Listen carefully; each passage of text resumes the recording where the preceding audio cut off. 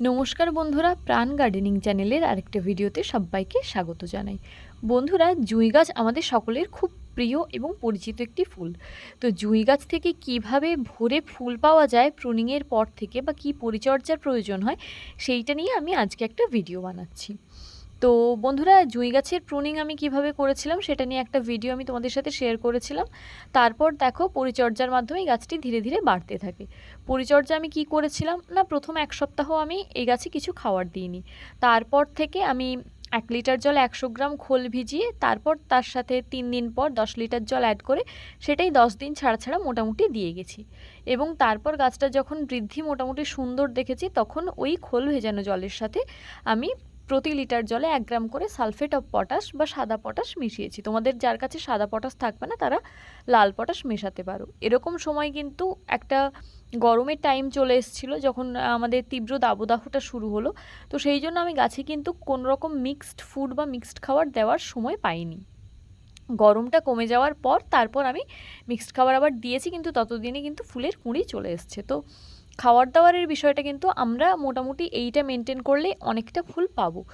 এছাড়াও যে দুটো কাজ আমি করেছি সেই দুটো আমি তোমাদের সাথে শেয়ার করতে চাইবো। সেটা হচ্ছে এনপিকে 13-0-45 আমি কিন্তু 10 দিন ছাড়া 3 থেকে 4 বার স্প্রে করেছিলাম, যখন দেখেছি যে গাছের ডেভেলপমেন্টটা সুন্দর হয়ে গেছে। তো সেক্ষেত্রে আমি খোল পচা জল যেমন দিচ্ছিলাম, সেটা তো নাইট্রোজেনের সোর্স হিসেবে কাজ করছিল, কিন্তু তার সাথেও আমি কিছুটা পরিমাণ এক্সট্রা পটাশ দিতে চেয়েছিলাম যাতে ফ্লাওয়ারিংটা বেটার হয়। তাই জন্য আমি সেটা প্রয়োগ করেছিলাম। তবে এটা চিন্তা করার কোনো কারণ নেই, না যদি দিতে চাও তাতেও কিন্তু কোনো সমস্যা হবে না। যারা ভাবছো যে আমাদের খোল ভেজানো জল দিতে প্রবলেম হচ্ছে বা খোল পচাতে অত সময় নেই, তারা কিন্তু এনপিকে 13-0-45 সপ্তাহে 1 দিন 1 লিটার জলে 1 গ্রাম করে গুলে গোটা গাছে স্প্রে করতে পারো। এবং অন্য দিন একটা ইকুয়াল বা ব্যালেন্সড এনপিকে যেগুলো হয়, এনপিকে 15-15-15 বা 19-19-19 বা 20-20-20, সেটা 1 লিটার জলে 1 গ্রাম গুলে গাছের পাতায় স্প্রে করতে পারো অথবা গাছের গোড়ায় দিতে পারো। এই সময় কিন্তু ফাঙ্গিসাইডটা খুব ভালোভাবে স্প্রে করতেই হবে। গরমে যারা টাইম পাবে তারা অবশ্যই করে মালচিং করবে, কারণ মালচিংটা গাছের খুব ভালো একটা খাবারের সোর্স হিসেবে কাজ করে। তো মালচিং করলে কি হয়, গাছে কিন্তু অযথা পুষ্টির খুব একটা অভাব হয় না। গাছটা প্রুনিং করার পর আমি 15 দিন ওয়েট করেছিলাম। 15 দিন পর কিন্তু আমি একটা ভালো মানের অনুখাদ্য গাছে প্রয়োগ করেছিলাম। এক্ষেত্রে আমি অ্যাগ্রোমিন গোল্ডটাই বেশিরভাগ ইউজ করি, তবে তোমাদের হাতের কাছে যেটা থাকবে, মবোমিন বা অ্যাগ্রোমিন ম্যাক্স ইত্যাদি যে কোনো রকম অনুখাদ্য তোমরা প্রয়োগ করতে পারো। সবসময় লক্ষ্য রাখবে যে কুঁড়ি আসার আগে পর্যন্ত গাছে যেন জল অতিরিক্তভাবে না জমে এবং গাছ থেকে যেন অতিরিক্ত জলের অভাব না ঘটে, অর্থাৎ টবের মাটিতে জলের যোগানটা পর্যাপ্ত পরিমাণে আছে কিনা সেটা কিন্তু আমাদের প্রত্যেক মুহূর্তে খুব ভালো করে লক্ষ্য করতে হবে। গাছটি প্রায় অযত্নে হয় বললেই চলে, কিন্তু তা বলে কিন্তু আমাদের ফাঙ্গিসাইড বা পেস্টিসাইড স্প্রে করা থেকে বিরত থাকলে হবে না।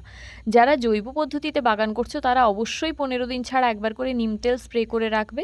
কিন্তু আমি এক্ষেত্রে নিম তেল খুব একটা স্প্রে করি না, আমি টাফগর ব্যবহার করি, ডাইমেথড 30% কম্পোজিশনের যে মেডিসিন এটা, এবং আমি কনফিডার 15 দিন ছাড়া ছাড়া 1 লিটার জল 1 গ্রাম মিশিয়ে বিকেলবেলার দিকটায় গাছে ভালো করে স্প্রে করে দিই।